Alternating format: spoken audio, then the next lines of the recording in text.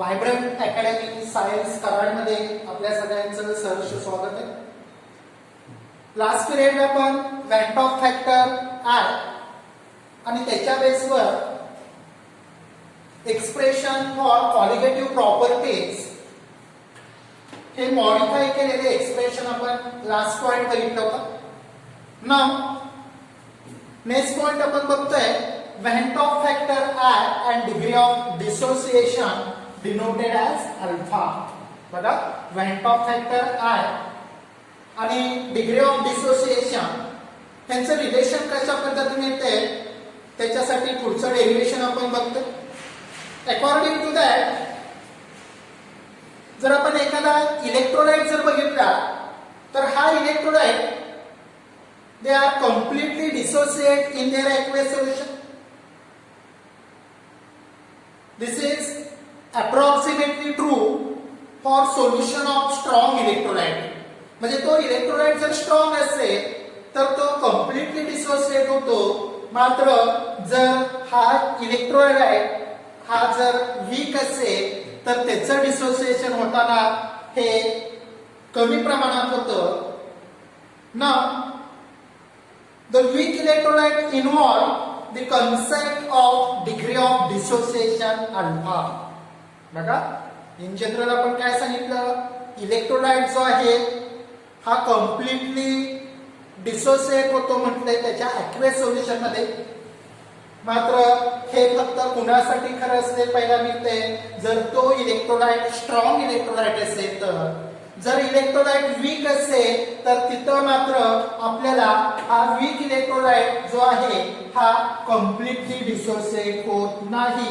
याचाच अर्थ हा वीक इलेक्ट्रोलाइट जो आपण बघतोय त्याच्याशी रिलेटेड आपल्याला टर्म येते degree of dissociation, that is alpha. Now मग ह्या वीक इलेक्ट्रोलाइट साठीचा डिग्री ऑफ डिसोसिएशन अल्फा आणि वेंट ऑफ फॅक्टर आय यांचं रिलेशन आपण बघणार. According to that, consider one of the electrolyte. बघा, consider electrolyte, general electrolyte consider केला इथं कोणता, AXBY. काय केलं बघा, वन ऑफ द इलेक्ट्रोलाइट. काय फॉर्म्युला आहे त्याचा, AXBY हा त्याचा फॉर्म्युला आहे. विच डिसोसिएट इन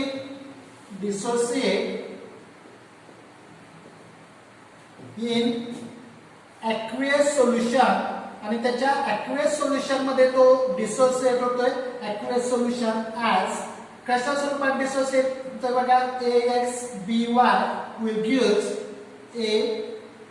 आता A चे नंबर ऑफ मोल्स तयार होताना इथं A चा स्टॉइचियोमेट्रिक कोएफिशियंट X असेल. सपोज A हा कॅटायन आहे आणि त्यामुळे त्याचा रेज Y+ सांगितले. Y that is indicate charges plus दुसरा B याचा कोएफिशियंट असेल Y आणि हा A जर कॅटायन असेल तर B ऍनायन असेल आणि ह्याच्यासाठी आपण Z indicate that number of negative charge, Y indicate that number of positive charge.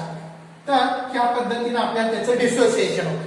आत्ताच आपण सांगितलं वीक इलेक्ट्रोलाइट जो आहे हा डिसोसिएट होताना कमी प्रमाणात डिसोसिएट होतो आणि त्यामुळं जेवढे नंबर ऑफ मोल आपण त्याचे घेणार आहे त्याच्यापैकी काही नंबर ऑफ मोल डिसोसिएट होतात तर काही नंबर ऑफ मोल जे आहे हे काही नंबर ऑफ मोल तसेच शिल्लक राहतात.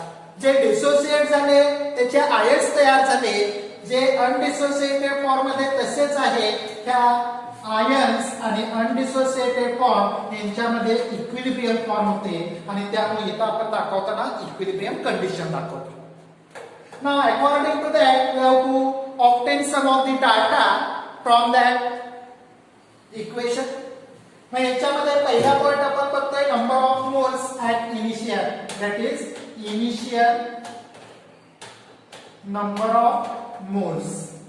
सपोज आता बघा इथं आपण रिएक्शन मध्ये ह्याचा नंबर ऑफ मोल एकच घेतला. आपण घेताना सुरुवातीचा डाटा तयार करताना आपण त्याच्यासाठी काय कन्सिडर केलंय, इनिशियल मोल. इनिशियल म्हणजे सुरुवातीला, आपण सुरुवातीला फक्त हा जो इलेक्ट्रोलाइट आहे AXBY त्याचा एकच मोल घेतला. सुरुवातीला म्हटलं त्यावेळेला कॅटायन आणि अनायन तयार झालेले नाही. म्हणजे सुरुवातीला फक्त आपल्याकडं त्या रिएक्शन मिक्सचर मध्ये, त्या बेसल मध्ये फक्त कोण प्रेझेंट असणार आहे, AXBY हा इलेक्ट्रोलाइट प्रेझेंट असेल, त्याचे आयन्स प्रेझेंट नसतील आणि त्यामुळे आयनचे इनिशियल मोल जे आहे ते 0 असतील. A चा 0 असेल, B चा 0 असेल. आफ्टर डिसोसिएशन हा काय झाला, it undergoes dissociate having degree of dissociation. त्याचा डिग्री ऑफ डिसोसिएशन काय म्हणतात बघा, having degree of dissociation is alpha. एवढ्या प्रमाणात तो काय झाला, डिसोसिएट झाला आणि त्यांच्यामध्ये काय फॉर्म झालं, इक्विलिब्रियम. हेन्स पुढचा डाटा बघतो आपण, मोल्स ऍट इक्विलिब्रियम कंडिशन. मग इक्विलिब्रियम कंडिशनला त्याचे मोल्स कसे मिळते बघा. सुरुवातीला आपल्याकडे इलेक्ट्रोलाइटचे नंबर ऑफ मोल्स किती होते, 1 होते. त्याच्यातले डिसोसिएट किती झाले, तर आपण काय सांगितलं, हॅविंग डिग्री ऑफ डिसोसिएशन किती आहे, अल्फा. म्हणजे अल्फा एवढ्या प्रमाणात ते काय झाले, डिसोसिएट झाले. म्हणजे शिल्लक किती राहिले, तर ओरिजिनल 1 होते, त्याच्यातून अल्फा एवढ्या प्रमाणात काय झाले, डिसोसिएट झाले. म्हणजे शिल्लक राहिलेले असतील ते इक्विलिब्रियम कंडिशनचे असतील आणि ते किती असणार आहे, 1 minus alpha.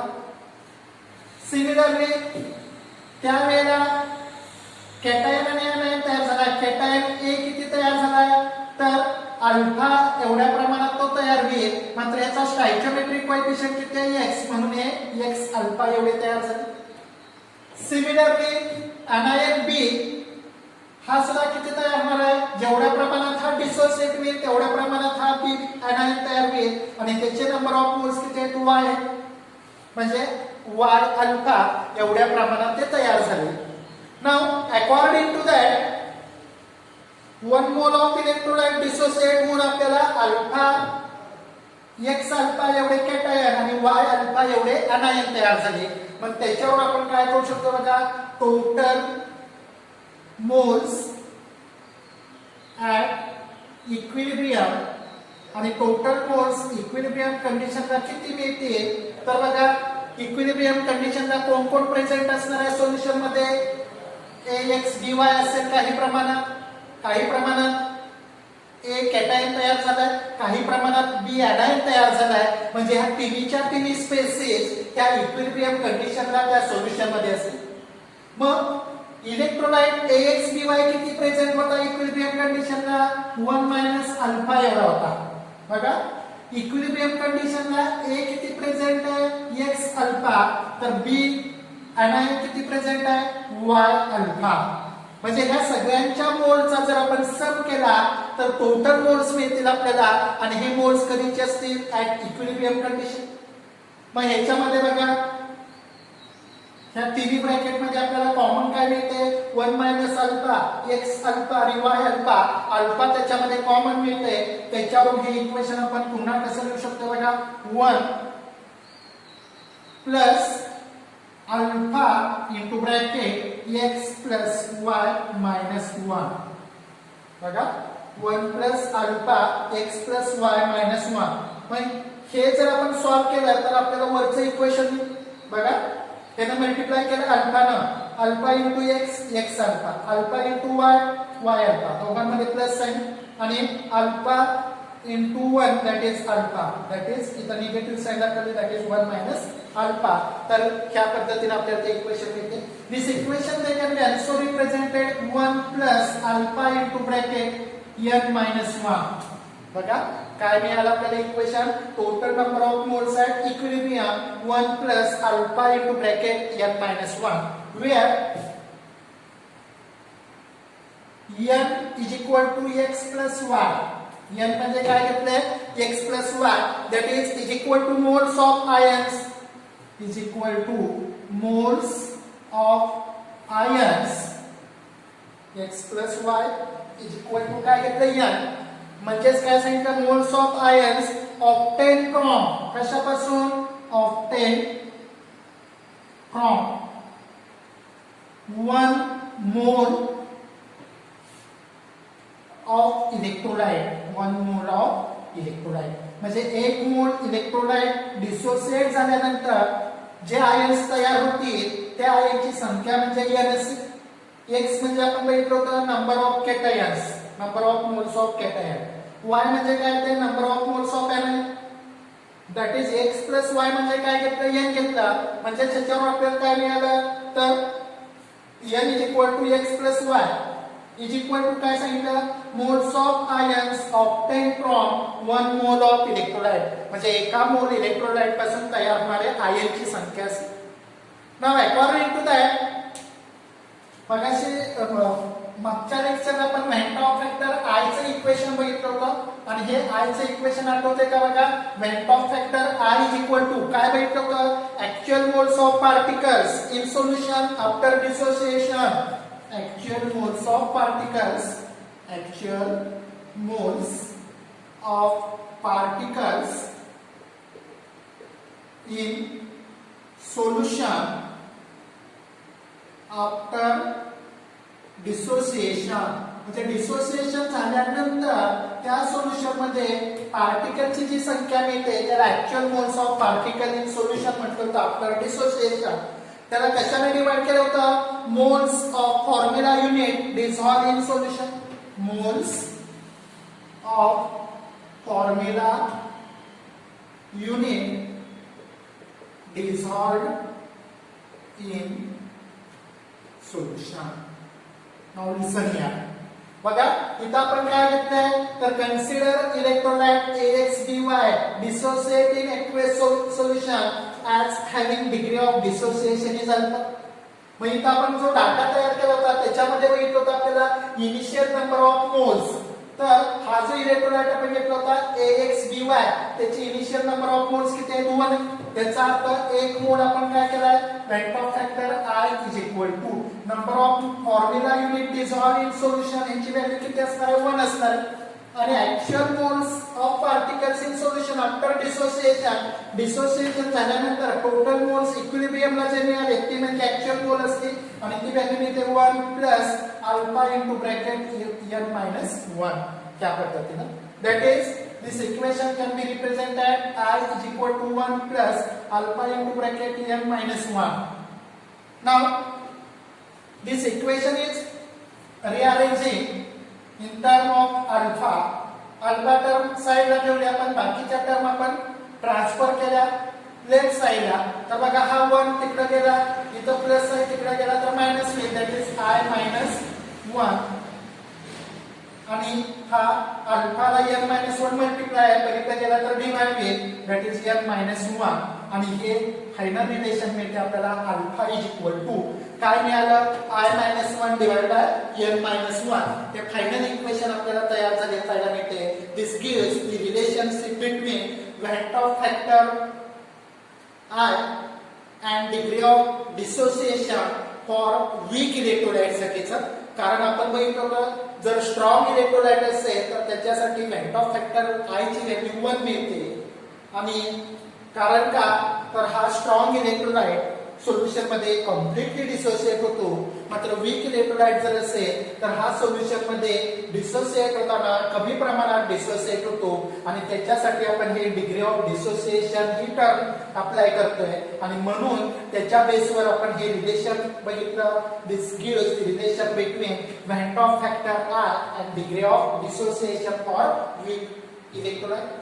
I hope you हे रिलेशन तुमच्या लक्षात आलं असेल. त्याचा स्क्रीनशॉट काढून घ्या.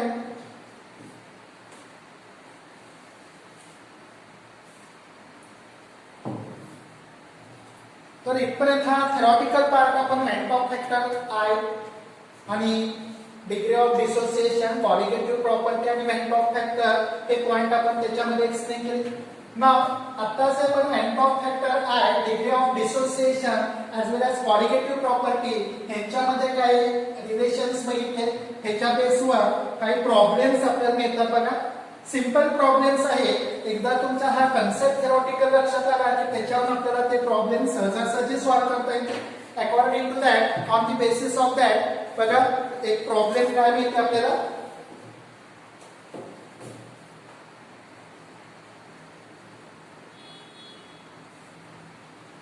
0.2 मोलार, 2 मोलार. मला स्मॉल एम म्हटलं तर मोलॅरिटी असतं, कॅपिटल एम असेल तर मोलॅरिटी असतं. Small M that is 0.2 M aqueous solution. काय सांगितलं बघा, ॲक्वियस सोल्युशन कुणाचं, of potassium chloride. Freezes at कितीला फ्रीज झाले ते, तर -0.680 डिग्री सेल्सिअस. कॅल्क्युलेट, काय सांगितलं बघा, कॅल्क्युलेट कशाचं कॅल्क्युलेशन करायला सांगितलं आपल्याला, VAT of factor, VAT of factor and osmotic pressure. This is one of qualitative property of solution at 0 degree Celsius. आणि ब्रॅकेट मध्ये गिवन व्हॅल्यू दिली आपल्याला Kf is equal to 1.86 degree kelvin kilogram per mole. तर ह्या पद्धतीने आपल्याला हा corresponding problem बघायचा बघा, कशा पद्धतीने आपल्याला हा सॉल्व्ह करता येतो. नाव लिसन या. सुरुवातीला प्रॉब्लेम बघा काय दिले आपल्याला आणि काय सॉल्व्ह करायचे. त्याच्यामध्ये 0.2 मोलर ॲक्वियस सोल्युशन. काय सांगितले, 0.2 मोलर ॲक्वियस सोल्युशन. म्हणजे गिवन व्हॅल्यू दिली आपल्याला concentration of solution. Concentration of solution किती दिलंय, 0.2 मोलार. पुढं कुणाचं सोल्युशन आहे, पोटॅशियम क्लोराईड. फ्रीजेस ॲट म्हणजे तिथं आपल्याला काय दिलंय तिथं, तर फ्रीजेस ॲट ते सोल्युशन फ्रीज होतंय. म्हणजे तिथं डिप्रेशन इन फ्रीजिंग पॉइंटची व्हॅल्यू दिली आपल्याला. This is and delta TF is equal to किती आहे, तर -0.68 डिग्री सेल्सिअस. ना पुढे आपल्याला त्याच्यामध्ये काय दिले, त्याच्यामध्ये तर Kf ची व्हॅल्यू दिली. Kf this is an cryoscopic constant आणि ती व्हॅल्यू दिली 1.86 केल्विन किलोग्रॅम पर मोल. तर ह्या गिवन व्हॅल्यूज टू फाइंड काय कॅल्क्युलेट करायला सांगितलं बघा, to find calculate van't of factor I. सुरुवातीला काय सांगितलंय, van't of factor I is equal to question mark. आणि दुसरं कॅल्क्युलेशन काय विचारलं आपल्याला, osmotic pressure. Osmotic pressure that is pi is equal to question mark. मग आता बघा याचं कॅल्क्युलेशनचा पार्ट आपल्याला काय मिळतंय, कॅल्क्युलेशन पहिल्यांदा आपण काय कॅल्क्युलेट करणार, तर व्हॅट ऑफ फॅक्टर आय ची व्हॅल्यू कॅल्क्युलेट करावी लागेल आपल्याला. आणि व्हॅट ऑफ फॅक्टर आय साठी आपण सुरुवातीचं एक रेशो बघितला होता, qualitative property of electrolyte divide by qualitative property of non electrolyte. त्याच्या बेसवर आपल्याला हा व्हॅट ऑफ फॅक्टर कॅल्क्युलेट करता येतो. पण त्याच्यासाठी पहिला फॉर्म्युला आपल्याला काय मिळतं बघा, what of factor I is equal to. आता इथं क्वालिटेटिव्ह प्रॉपर्टी पहिली कोणती वापरली, डिप्रेशन इन फ्रीजिंग पॉइंट. आणि त्याच्यासाठीच आपल्याला हा फॉर्म्युला मिळेल delta TF upon delta TF 0 that is delta TF upon delta TF 0. मग नॉन इलेक्ट्रोलाइट आणि इलेक्ट्रोलाइट साठी आपल्याला हे करस्पॉन्डिंग व्हॅल्यू मिळेल. अकॉर्डिंग टू दॅट त्याच्यामध्ये बघा आपल्याला सुरुवातीला delta TF 0 that is depression in freezing point for non electrolyte हे आपल्याला कॅल्क्युलेट करायला लागेल. आणि त्याच्यासाठी बघा आपल्याला Kf ची व्हॅल्यू मिळते. Delta TF 0 is equal to काय बघितलं होतं आपण, तर Kf into small M that is Kf दिलाय आपल्याला, किती दिलाय Kf 1.86 into small M that is molarity दिली आपल्याला 0.2. बघा 1.86 आणि 0.2 त्याचं मल्टिप्लिकेशन केलं की आपल्याला डेल्टा टीएफ मिळेल आणि ही डेल्टा टीएफ ची व्हॅल्यू कशासाठी असणार आहे तर फॉर नॉन इलेक्ट्रोलाइट कुणासाठी असणार आहे नॉन इलेक्ट्रोलाइट आणि हे जर कॅल्क्युलेशन आपण केलं तर बघा 1.86 into 2 दॅट इज 2 ने डिवाइड केलं तर 372 येणार आहे मात्र आता बघा पॉइंट कशा पद्धतीने द्यावे लागतील आपल्याला पॉइंट नंतर बघा किती डिजिट आहे 1 2 3 म्हणून आपल्याला 1 2 3 दॅट इज 0.372 हे आपल्याला डेल्टा टीएफ 0 ची व्हॅल्यू मिळाली आणि डेल्टा टीएफ आपल्याला इलेक्ट्रोलाइट साठीचा दिलेला आहे किती व्हॅल्यू आहे -0.680 मायनस का तर तो डिक्रीज होतो डिप्रेशन इन फ्रीजिंग पॉइंट म्हणतानाच आपण त्याला काय म्हटलंय डेल्टा टीएफ म्हणजे depression in freezing point decrease होतो म्हणून ती निगेटिव्ह साइन आहे बाकी त्या निगेटिव्ह साइनचा कुठेही उपयोग करायचा नाही म्हणजे went of factor I is equal to delta TF upon delta TF 0 मग डेल्टा टीएफ आपल्याला किती दिलाय 0.680 डिवाइडेड बाय डेल्टा टीएफ 0 किती आला आपला 0.372 बघा किती व्हॅल्यू मिळते आपल्याला तर 0.680 ही गिवन आहे डिवाइडेड बाय 0.372 मग हे ना आपण डिवाइड केला तर डिवाइड करताना आपल्या सिंपलिफिकेशन साठी काय करायचं तर हा तुम्ही पॉइंट जो आहे आता बघा इथं पॉइंट नंतर किती डिजिट आहे 1 2 3 इथं सुद्धा पॉइंट नंतर 1 2 3 डिजिट आहे त्यामुळे पॉइंटचा विचार न करता डायरेक्ट तुम्ही 680 डिवाइड बाय 372 डिवायडेशन केलं तर वेंट ऑफ फॅक्टर I ची व्हॅल्यू मिळेल 1.83 वेंट ऑफ फॅक्टर I ची व्हॅल्यू किती मिळते 1.83 नाउ मग त्याच्या बेसवर दुसरा पार्ट आपण बघतोय दुसरा कॅल्क्युलेशन आपल्याला करायचे ऑस्मोटिक प्रेशर पाय 0 दॅट इज इक्वल टू काय लिहितं MRT that is osmotic pressure for कुणासाठीच तर this is pi 0 indicate that non electrolyte मग नॉन इलेक्ट्रोलाइट साठी हे इक्वेशन मिळतं मग इज इक्वल टू तेच इक्वेशन मॉडिफाय करतो आपण N2/V into RT बघा हेच इक्वेशन मॉडिफाय केलं N2/V into RT आता N2 म्हणजे काय तर number of moles of solute आणि V म्हणजे काय असेल व्हॉल्यूम आपल्याला डायरेक्टली नंबर ऑफ मोल्स दिलेले नाही मात्र सोल्युशनचं कॉन्संट्रेशन दिले बघा concentration of solution is equal to किती दिलंय 0.2 मोलर मग मोलॅरिटी म्हणजे काय आपण ह्याच्या आधी बघितलं बघा मोलॅरिटी काय म्हणतात आपल्याला molarity small m is equal to number of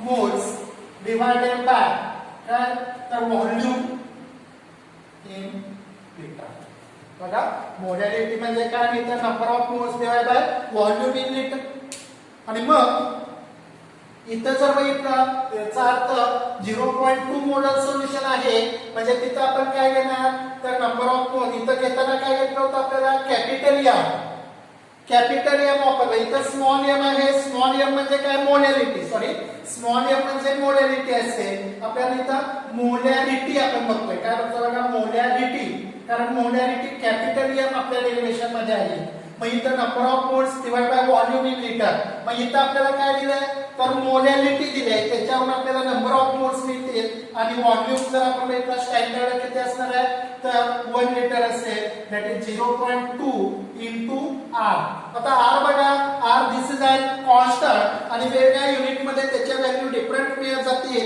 इथं आपल्याला व्हॉल्यूम घेताना आपण कशामध्ये घेतलं लिटर मध्ये आणि त्यामुळे इथं आपल्याला लिटर ॲटमॉस्फिअर ही व्हॅल्यू R ची घ्यायला लागेल ती व्हॅल्यू मिळते 0.08205 लिटर ॲटमॉस्फिअर आणि आणखी आपल्याला T मीन्स टेम्परेचर त्या ह्याच्यामध्ये आपल्याला टेम्परेचर दिले 0 degree Celsius that is temperature T ची व्हॅल्यू 0 डिग्री सेल्सिअस म्हणजे काय मिळेल +273 दॅट इज 273 डिग्री केल्विन आपण बघतोय डिग्री सेल्सिअसचं केल्विन मध्ये रूपांतर करताना कशाची ऍडिशन करतो आपण 273 ची त्यामुळे इथं आपल्याला 0 डिग्री सेल्सिअस म्हणजे किती मिळालं 273 आणि व्हॉल्यूम असेल 1 लिटर मग ह्याचं मल्टिप्लिकेशन केलं की आपल्याला ही व्हॅल्यू मिळणार आहे पाय 0 that is osmotic pressure for non electrolyte solution आणि ती जर आपण कॅल्क्युलेट केली तर ती व्हॅल्यू येते बघा 4.48 ऍटमॉस्फिअर. कारण इथं आपण आर घेताना लिटर ऍटमॉस्फिअर मध्ये घेतला होता, हा लिटरला लिटर कॅन्सल होतो.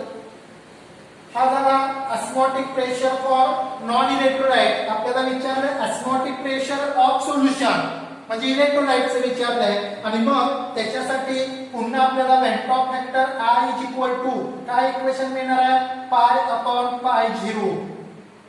बघा आपण हे डेरिव्हेशन बघितलं होतं, जसं आपण delta TF upon delta TF 0 बघितलंय तसा I इज इक्वल टू आपण काय बघितलंय पाय अपॉन पाय 0. मग इथं आपल्याला पाय कॅल्क्युलेट करायचे that is pi is equal to काय मिळेल I इंटू पाय 0. मग I मगाशी कॅल्क्युलेट केला आपण वेंटॉप फॅक्टर किती व्हॅल्यू आहे 1.83 इंटू पाय 0 आता कॅल्क्युलेट केला 4.48. बघा वेंटॉप फॅक्टर I ची व्हॅल्यू किती आहे 1.83 पाय 0 that is osmotic pressure for non electrolyte ची व्हॅल्यू मिळते 4.48 आणि मग या दोघांचं मल्टिप्लिकेशन केलं तर फायनल आन्सर मिळेल दिस इज अन osmotic pressure for electrolyte solution आणि ती व्हॅल्यू आपल्याला मिळते बघा पाय इज इक्वल टू 8.2 ऍटमॉस्फिअर. किती मिळते 8.2 ऍटमॉस्फिअर. हे सेकंड कॅल्क्युलेशन आपलं असेल. पहिलं कॅल्क्युलेशन आपल्याला विचारलं वेंटॉप फॅक्टर I ची व्हॅल्यू ही आपली मिळाली ती 1.83 आणि दुसरं कॅल्क्युलेशन आपल्याला मिळालं ऑस्मोटिक प्रेशर फॉर सोल्युशन आणि त्याची व्हॅल्यू मिळते 8.2 ऍटमॉस्फिअर. तर ह्या पद्धतीने आपल्याला वेंटॉप फॅक्टर आणि क्वालिटेटिव्ह प्रॉपर्टीच्या बेसवर हा प्रॉब्लेम सॉल्व्ह करता येतो. त्याचा स्क्रीनशॉट काढून घ्या.